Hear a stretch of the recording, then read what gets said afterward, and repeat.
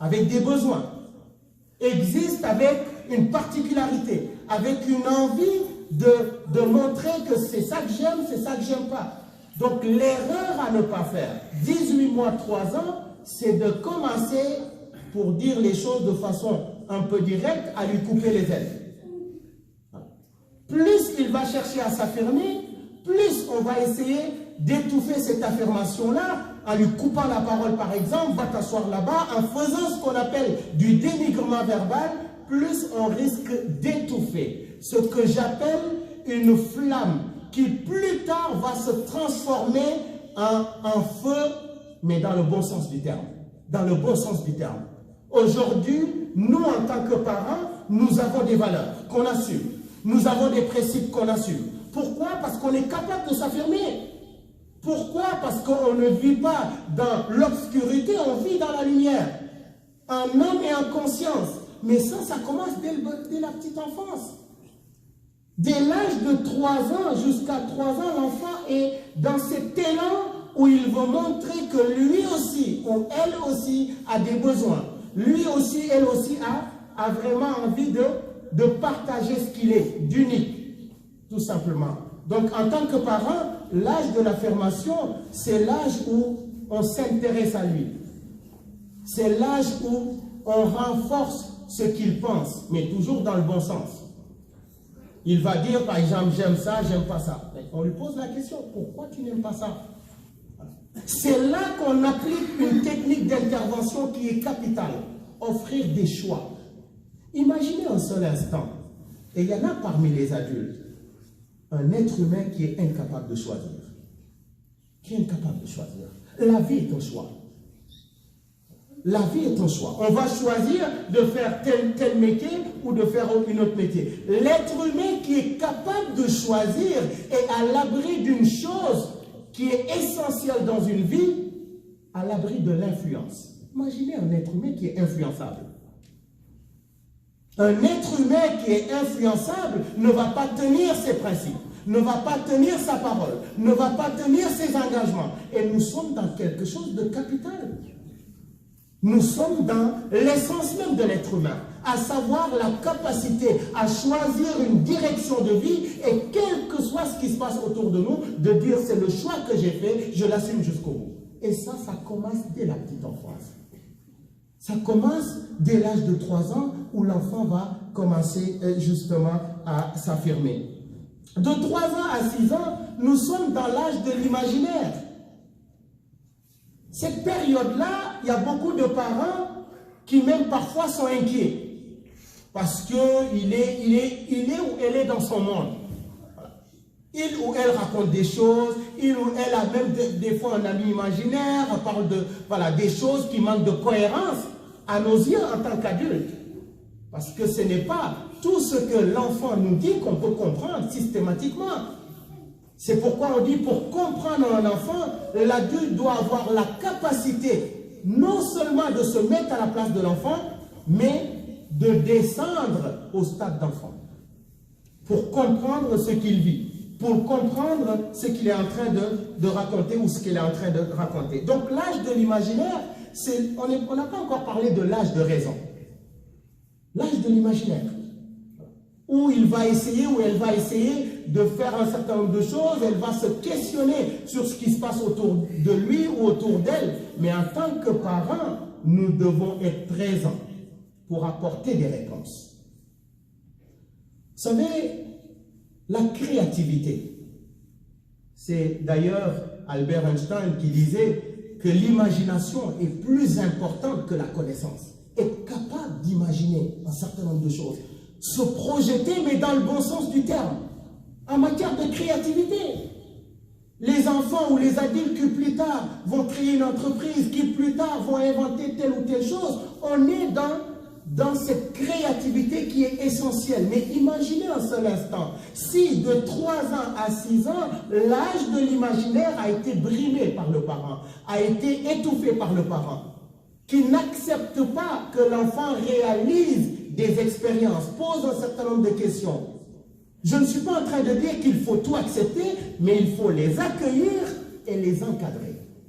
Il y a une différence entre dire à un enfant, ne parle plus jamais de ça, ou chercher à comprendre le pourquoi de telle réaction, le pourquoi il parle comme ça, pour essayer de le guider dans le bon sens. Comme on dit, quand on ignore le besoin de quelqu'un, on ne pourra jamais y répondre. Et ici, on est dans un besoin de découverte. On est dans un besoin de créer un certain nombre de choses. On est dans un besoin de comprendre comment fonctionnent les choses. Si, en tant que parents, nous n'avons pas le temps de répondre à ces questions, si, en tant que parents, nous ne prenons pas le temps de répondre à ces questions, là, on est parti pour vraiment brider, voire étouffer la créativité, l'imagination de l'enfant. De 6 ans jusqu'à 12 ans, cette longue période, on est dans l'âge de raison, à partir de 7 ans.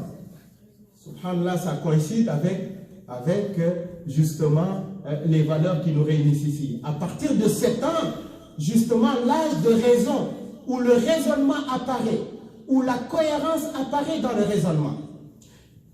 Et juste une parenthèse, pourquoi c'est important de garder à l'esprit cette évolution des choses?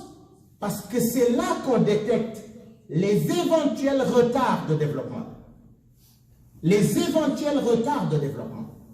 Si l'enfant arrive à l'âge de 7 ans environ et qu'on voit que la raison, la cohérence quand il vous parle, la cohérence quand elle ou il décrit les choses n'est pas au rendez-vous, c'est là qu'il faut se dire, est-ce qu'il n'y a pas quelque chose à aller voir? Encore une fois, il ne faut pas s'alarmer.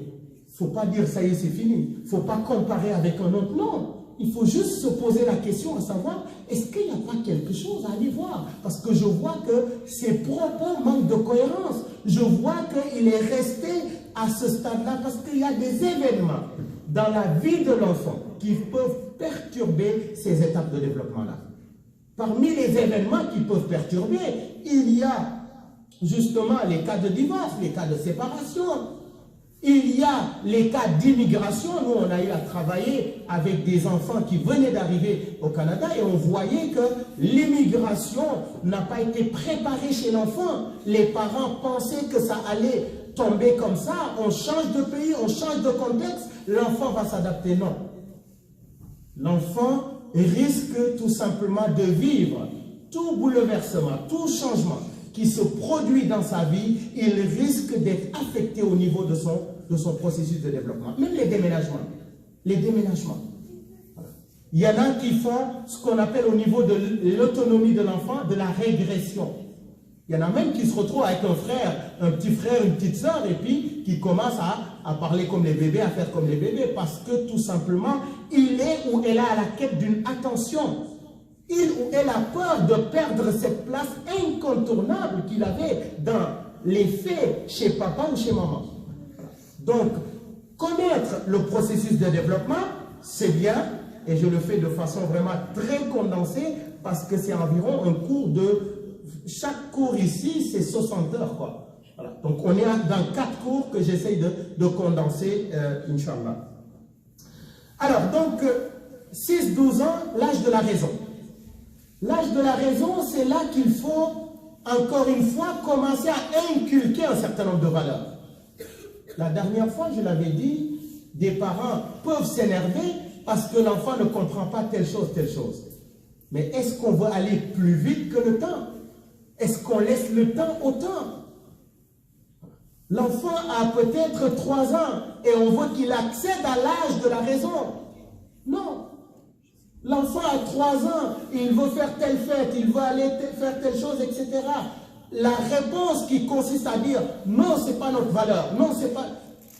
On met l'enfant dans l'incompréhension. Et plus un enfant se retrouve dans l'incompréhension, plus ça rejoint ce que je disais tout à l'heure, ça risque d'affecter son développement. C'est vraiment important. Donc l'âge de la raison. Et nous arrivons à partir de 12 ans, et c'est là où réside la quintessence de mon intervention aujourd'hui, nous arrivons à l'âge de 12 ans.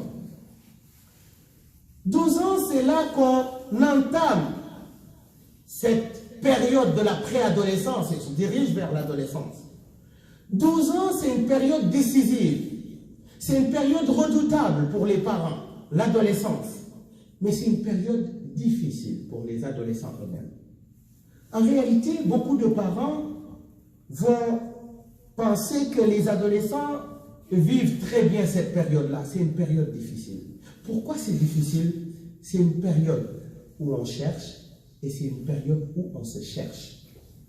C'est comme si le jeune recommence à zéro. Il va commencer à remettre en cause tout ce qui est intérieur, tout ce qu'il a reçu en termes d'éducation de 6 ans jusqu'à 12 ans. Il va commencer à s'intéresser au bien fondé des valeurs que papa ou maman essaye de l'inculquer. Il va commencer à s'intéresser à ce qui se passe à l'extérieur. Cette fois-ci, de façon vraiment concentrée. Il va commencer à vouloir découvrir l'extérieur. Et c'est là que le parent doit changer de casquette. C'est là que le parent doit devenir un guide, un accompagnateur. C'est là que le parent doit être présent, mais pas envahissant. Et c'est vraiment important. Être présent dans la vie de l'enfant, dans la vie du jeune. On est là, on le rassure. On est là, on le sécurise, mais on n'est pas envahissant. Parce qu'il y a des parents qui veulent couper court à cette découverte extérieure. De peur peut-être qu'ils reviennent avec un certain nombre de valeurs, de peur qu'ils reviennent avec un certain nombre de principes, etc., qui ne sont pas les vôtres, qui ne sont pas les nôtres. Mais encore une fois, l'erreur à ne pas faire. Et ma carrière dans ce domaine m'a permis de voir que la plupart des parents qui, à partir de 12 ans, ont essayé de mettre un rideau entre l'enfant et ce qui se passe à l'extérieur, la plupart risquent de se retrouver dans des problèmes. Parce que plus on va vouloir mettre ce rideau-là, plus on est en train de mettre aussi un rideau entre nous et le jeune. Et j'ai eu à tenir une présentation sur la nécessité